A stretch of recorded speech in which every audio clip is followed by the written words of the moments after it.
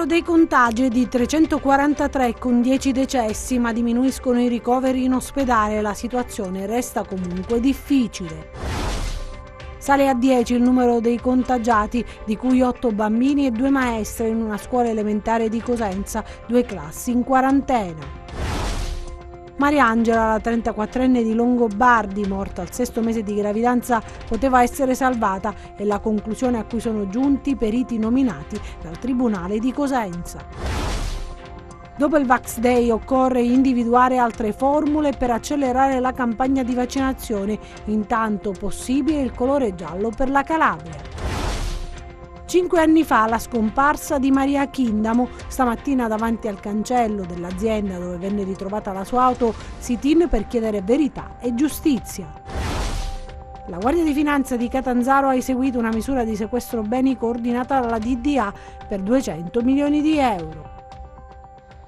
Buonasera da Anna Franchino e ben ritrovati a questa nuova edizione in diretta del nostro telegiornale. Lo avete visto dai titoli, in apertura parliamo del bollettino regionale perché tornano a crescere i positivi in Calabria. Oggi se ne registrano 343 in più con 10 decessi. Preoccupa soprattutto il Cosentino, ma prosegue anche il calo dei ricoveri in area medica e in rianimazione.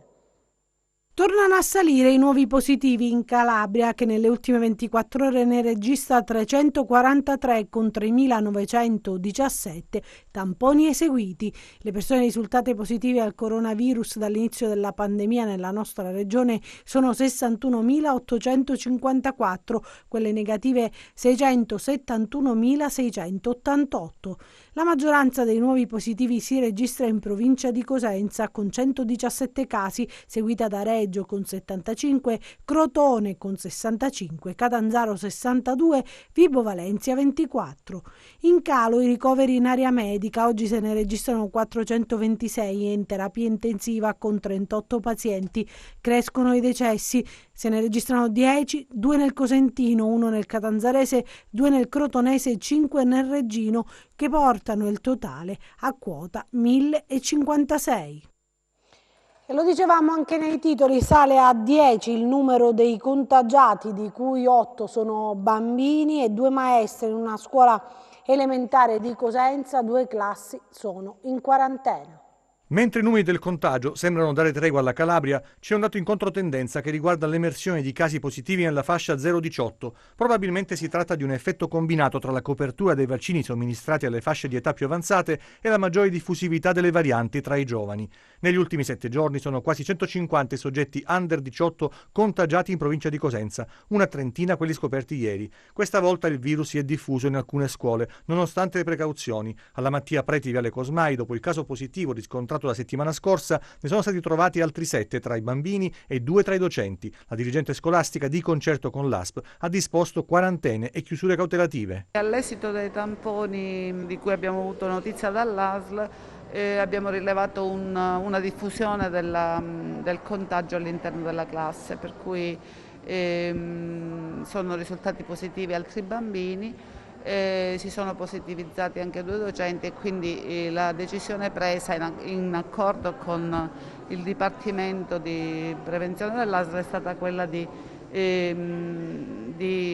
sospendere le attività in presenza e di passare alle attività didattiche a distanza almeno fino a venerdì 7, cioè fino a domani, salvo diverse disposizioni. Riguardo invece alla scuola media, pare che al momento, perché l'altra volta parlavamo anche della positività di un docente qui nella scuola media, pare che invece non ci siano preoccupazioni, perché i tamponi che ci stanno pervenendo degli alunni della scuola media sono al momento tutti negativi. Quante classi avete in quarantena adesso?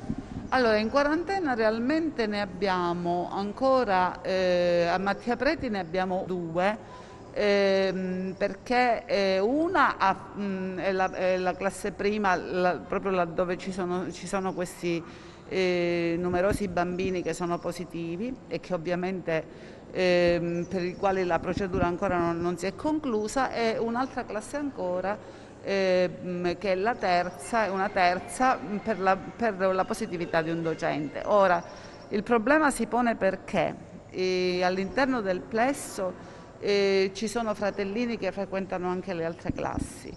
Ci sono anche rapporti incrociati addirittura con fratellini che frequentano altre scuole, laddove abbiamo saputo che ci sono anche casi di positività. C'è una difficoltà anche organizzativa per la positività dei docenti e per la difficoltà nel sostituirli in presenza. E in questa maniera, con la didattica a distanza, cerchiamo anche di fronteggiare le problematiche che si presentano. Parliamo invece adesso di cronaca, perché Mariangela, la 34enne di Longobardi, morta al 6° mese di gravidanza, poteva essere salvata. È la conclusione a cui sono giunti i periti nominati dal Tribunale di Cosenza. Mariangela Colonnese poteva essere salvata, lo hanno messo nero su bianco Bernardo Cavalcanti e Vanni Vercillo, i medici legali che hanno eseguito l'autopsia sul corpo della 34enne di Longobardi al 6° mese di gravidanza, che morì insieme al bimbo che portava in grembo il 20 agosto scorso nel reparto di ginecologia dell'Annunziata di Cosenza. C'è un'inchiesta aperta dalla Procura di Cosenza sulla morte della 34enne. Nel registro degli indagati erano state iscritte 11 persone, professionisti che a vario titolo hanno avuto in cura la donna. Una gravidanza portata avanti senza problemi, poi il 12 agosto i primi segni che qualcosa non andava. Mariangela accusava forti dolori addominali, dissenteria e vomito. La prima corse al pronto soccorso, ma dopo essere stata visitata venne rimandata a casa. Qualche giorno dopo Mariangela venne nuovamente accompagnata all'ospedale di Cosenza. Continuava ad avere vomito e forti dolori addominali. Dall'esame autoptico è emerso che la donna aveva una tenace aderenza che esercitava un cingolo occludente su un segmento di intestino tenue, sede di un pregresso intervento di appendicectomia. Per i periti, nel caso del primo intervento del medico in servizio presso l'ospedale Bruzzi e che prese in cura la donna il 12 agosto, la condotta del sanitario è stata corretta e diligente. Cosa diversa invece per quanto riguarda il successivo accesso in ospedale. La condotta del personale sanitario del turno notturno, che rimase inattivo mentre la paziente vomitava e non allertò i ginecologi di guardia, scrivono i periti, non è condivisibile e appare connotata da profili di responsabilità per negligenza, imprudenza e imperizia.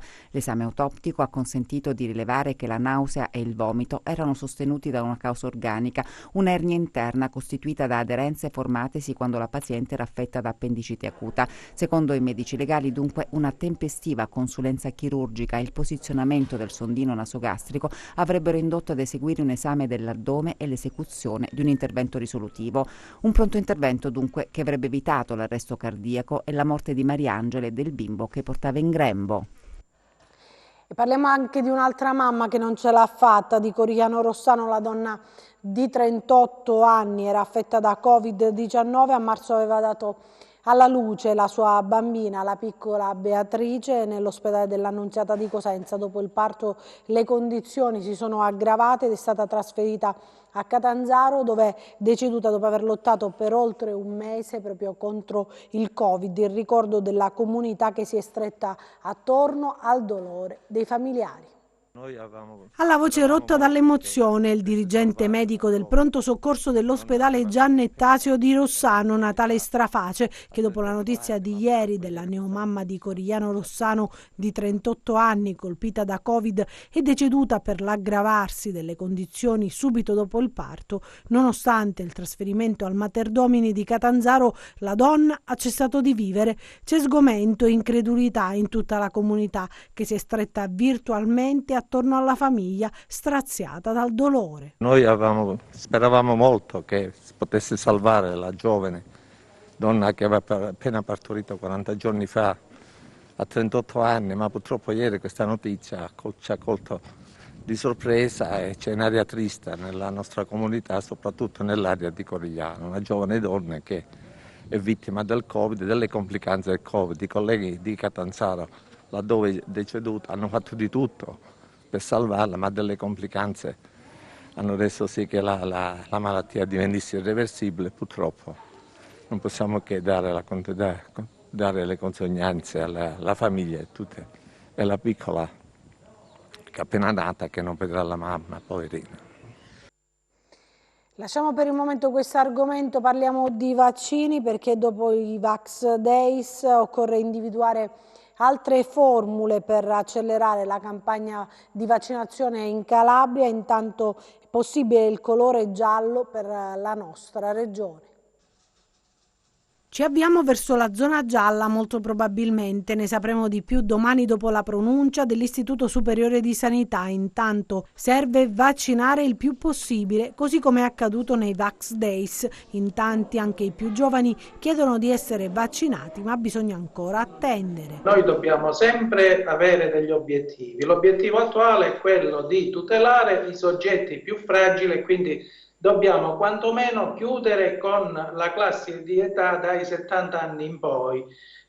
Dopodiché si può pensare di allargare. Io direi che nel giro di un paio di settimane probabilmente avremo un allargamento delle categorie, diciamo, da sottoporre a vaccinazione. La nostra strategia è quella di difendere i soggetti fragili, di tutelare i soggetti fragili, per cui prima si può fare il richiamo, ovviamente in relazione alle disponibilità, meglio è.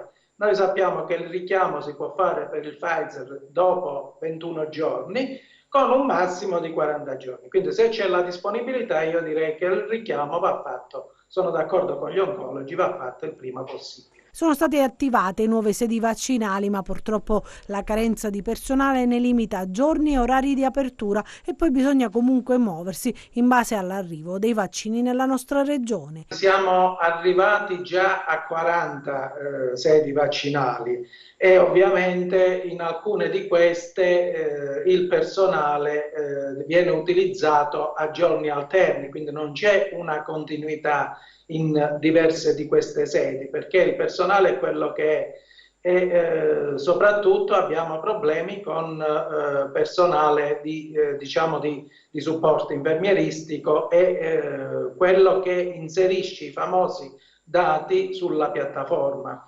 Più di questo credo che non sia il caso di accelerare, di aumentare, perché potremmo avere dei problemi anche con l'approvvigionamento. Quindi noi abbiamo l'approvvigionamento di un certo numero di vaccini che in questo momento ci consentono di garantire le sedi che abbiamo. La previsione del commissario Longo è di vaccinare tutti i calabresi entro la fine dell'estate. La speranza c'è che per fine agosto i calabresi possano essere tutti vaccinati. Secondo me è possibile, perché diciamo che in questo momento stiamo facendo il lavoro difficile, cioè quello degli anziani e dei soggetti al domicilio. Dopodiché, man mano che scenderanno le categorie di età da vaccinare, sarà molto più semplice il processo di vaccinazione. A proposito di vaccinazioni, l'Itaci è la prima azienda in Calabria ad avviare proprio le vaccinazioni sul posto di lavoro, 800 i dipendenti di Reggio Calabria. È l'Itaci la prima azienda in Calabria ad avviare la vaccinazione dei dipendenti sul posto di lavoro. Dopo il protocollo d'intesa siglato lo scorso 6 aprile tra governo, imprese e parti sociali, dunque finalmente si parte. Nei prossimi giorni le prime inoculazioni del vaccino. È un messaggio importante che va divulgato e comunicato, perché per la prima volta c'è un'inversione di tendenza, e cioè si parte dalla vaccinazione delle fabbriche della Calabria.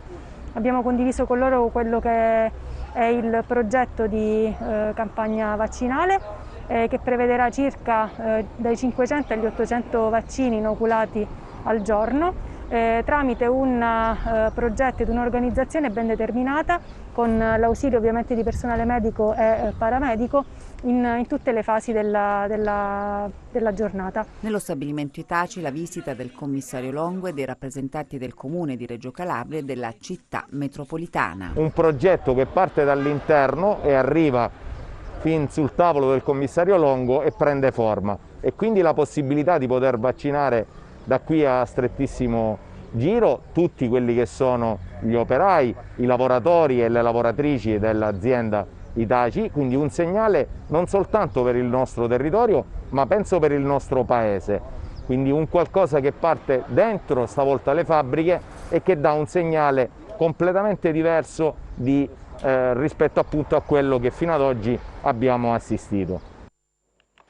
Ed ora parliamo di una bella iniziativa partita oggi che ha visto protagonisti tutti i bambini e le bambine del plesso di scuola primaria di Via Roma dell'Istituto Comprensivo Spirito Santo di Cosenza, sottoposti ai test dell'antigene rapido per l'individuazione del Covid.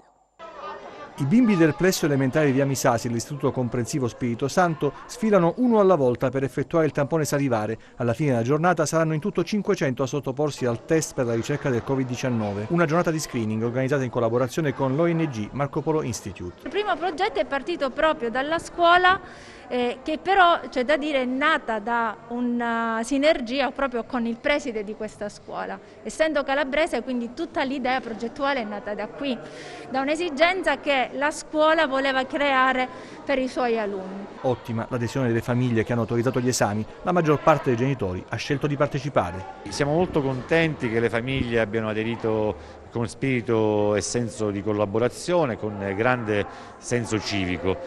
Siamo più di 500 che soltanto in questo plesso hanno aderito su 700, quindi siamo in termini percentuali davvero alti, altrettanto negli altri plessi, quindi è un segno che le famiglie, quando sono coinvolte in un'azione di prevenzione e di sicurezza per i loro figli, rispondono adeguatamente.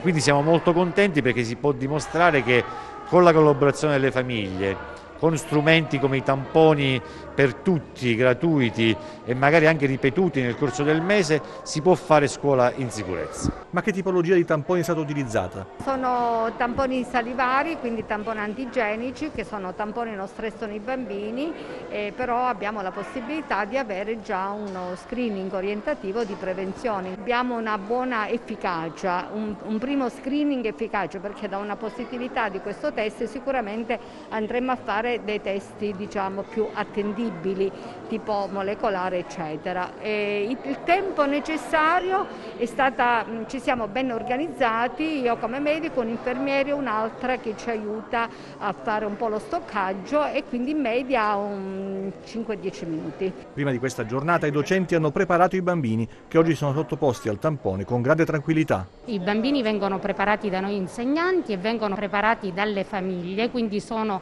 pronti ad affrontare il test, sanno l'importanza, comunque conoscono le regole che tutti quanti e in maggior modo loro hanno appreso in questa situazione di pandemia a scuola.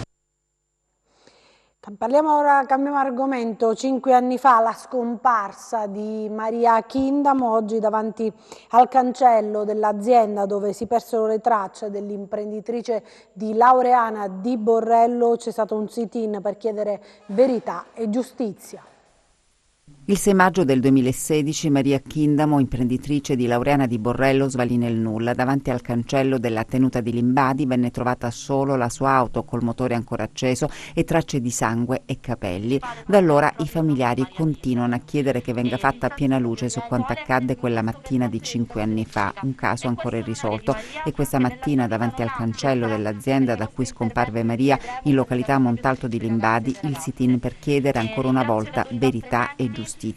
Iniziativa promossa da Agape Libera. Tante associazioni, istituzioni e cittadini si sono ritrovati davanti al luogo in cui si persero le tracce di Maria. Solidarietà e vicinanza di una comunità che si è stretta intorno al fratello Vincenzo, ai figli e all'anziana madre, una mamma che pensa ancora che un giorno Maria possa tornare a casa. E si immagini come può sentire una mamma che vede sparire la propria figlia e non sapere nulla, perché dopo 5 anni ancora non si sa nulla. Maria è con noi ogni giorno, ogni momento, ogni attimo della nostra vita è con noi. Maria non si può dimenticare quel sorriso meraviglioso. Maria è unica, sia come figlia, come madre, come amica, come lavoratrice. Chi ha commesso questo crimine, che si mettesse una mano sulla coscienza, sul cuore, perché potrebbe capitare anche a uno di loro. Non gliel'auguro, per carità, perché uno non augura il male a nessuno, però se sanno qualcosa, se hanno visto e sanno, perlomeno che dicono dove è Maria. e il fratello Vincenzo continua la sua lotta per scoprire la verità sulla scomparsa di Maria Chindamo. Dopo 5 anni è importantissimo essere ancora qui non solo a chiedere verità e giustizia, ma a fare anche un bilancio di questi 5 anni. Davanti a questo cancello si è consumata una tragedia familiare, personale e comunitaria incredibile, ma è vero anche che da questo sono partite tantissime iniziative che stanno anche costruendo sul territorio ciò che mancava prima, ciò che doveva essere abbattuto, la cultura di mafia, la cultura di 'ndrangheta. Un'intera comunità che oggi ha scelto di condividere la richiesta di verità e di giustizia. Sì, è una storia purtroppo atroce, simile ad altre, perché la subcultura dell''ndrangheta colpisce al cuore donne e uomini e intere comunità. Oggi eravamo tutti insieme, servitori dello Stato, forze dell'ordine, istituzioni ecclesiastiche e anche il governo che io oggi ho rappresentato qui. Dobbiamo continuare a cercare la verità. Dalla storia di Maria Chindamo siamo riusciti a coinvolgere tante associazioni, tanti cittadini. Dalla richiesta di verità e giustizia passa anche la rinascita di questo territorio. Oggi l'Inbadi è presente con il sindaco, con i cittadini, con le associazioni. È importante che ci sia una contronarrazione di questo territorio per dire che l'Inbadi non è solo Mancuso, ma è tanta gente per bene, la stragrande maggioranza per bene, che vuole il riscatto di questo territorio, anche attraverso la storia di Maria Chindamo. La Guardia di Finanza di Catanzaro ha eseguito una misura di sequestro beni coordinata dalla Direzione Distrettuale Antimafia per 200 milioni di euro.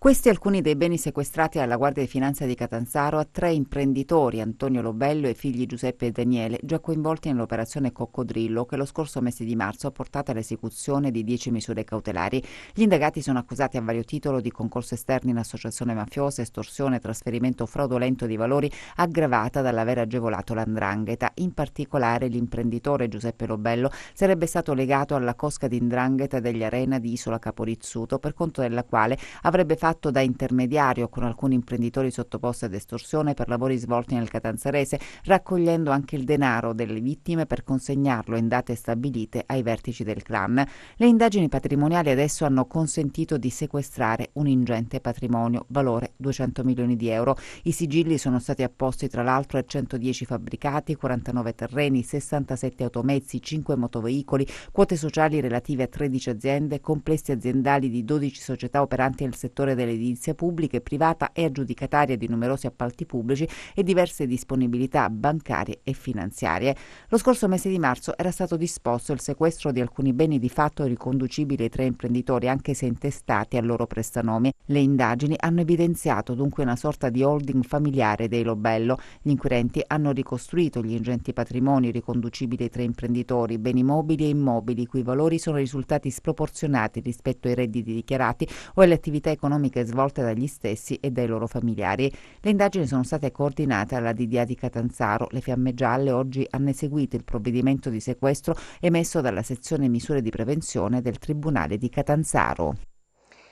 Vi leggo una notizia che riguarda il Cannavino, in provincia di Cosenza, il viadotto Cannavino. L'ANAS del gruppo FS Italiane ha notificato all'appaltatore aggiudicatario di accordo quadro di lavori di manutenzione il recesso dal contratto per l'esecuzione dei lavori di adeguamento statico del viadotto Cannavino sulla statale 107 Silana Crotonese. La decisione, ha comunicato l'ANAS in una nota, è motivata dalla necessità di effettuare con celerità maggiore i lavori complessa tecnica ed economica sul ponte Cannavino, tenuto conto della sua rilevanza proprio per la mobilità territoriale. Nel corso del completamento dei lavori di adeguamento statico, comprendenti tra l'altro il risanamento corticale delle opere di elevazione, l'ANAS ha seguito delle ulteriori evidenze derivanti dalle nuove indagini e dal continuo monitoraggio sull'opera. Ha ritenuto di procedere con l'esecuzione di un intervento più approfondito, consistente proprio nella sostituzione dell'impalcato in luogo della sola manutenzione prevista dal progetto originario, che avrebbe comunque richiesto la chiusura del viadotto. La scelta di sostituire l'impalcato, conclude ancora l'ANAS, oltre a garantire una più efficace un più efficace ripristino della linearità del piano viabile consente l'adeguamento sismico e la conseguente maggiore durabilità dell'opera. Quindi ANAS, con l'obiettivo di velocizzare i lavori, ricorrerà a un contratto in accordo quadro già disponibile. Adesso vediamo la nostra rubrica dedicata alla borsa.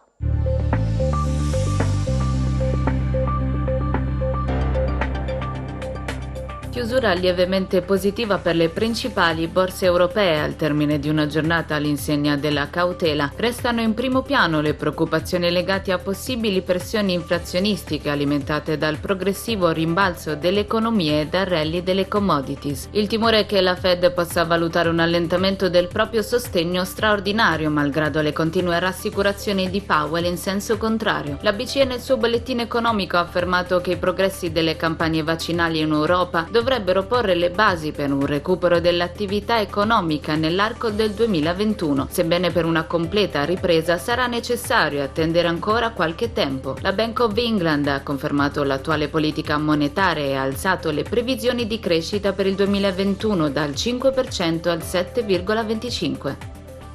A Piazza Affari il FTSE MIB termina poco mosso più 0,1%, rialzi contenuti per il FTSE 100 di Londra più 0,5%, il CAC 40 di Parigi più 0,3%, il DAX di Francoforte più 0,2%, flat l'Ibex 35 di Madrid. A Wall Street andamento contrastato per Dow Jones più 0,5%, S&P 500 più 0,3% e Nasdaq meno 0,1%. In calo le società che producono vaccini scia alle ipotesi di sospensione dei brevetti. Sul Forex l'euro-dollaro si rafforza in area 1,206, il cambio tra biglietto verde e yen resta poco mosso 109,1. Modesti ribassi per il greggio con il Brent meno 0,5 a 68,6 dollari e il WTI meno 0,6 a 65,2 dollari. Sull'obbligazionario lo spread BTP Bund si amplia a 114 punti base con il rendimento del decennale italiano allo 0,91. Tornando a Piazza Affari sul FTSE MIB svetta Unicredit più 5% in scia alla trimestrale seguita da CNH più 4,4% e Biper più 1,95%. In calo invece Recordati meno 3% dopo i conti del primo trimestre, Telecom Italia meno 5,5% che vede allontanarsi il progetto della rete unica. Grazie e buon proseguimento di serata. E noi chiudiamo con le previsioni del tempo.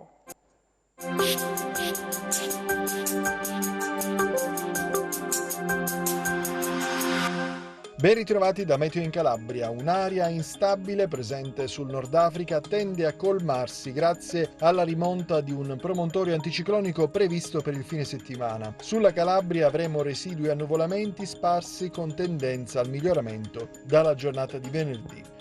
Domani condizioni di cielo sereno o poco nuvoloso ovunque, con temperature in graduale aumento nei valori massimi. Domani venti deboli a regime di Brezza, con mari poco mosso il Tirreno, calmo o quasi calmo lo Ionio. Per ulteriori approfondimenti vi rimando al sito www.meteoincalabria.com e alla nostra pagina Facebook Meteo in Calabria. E anche per noi è tutto, io mi fermo qui, grazie per averci seguito e buon proseguimento con i nostri programmi, arrivederci.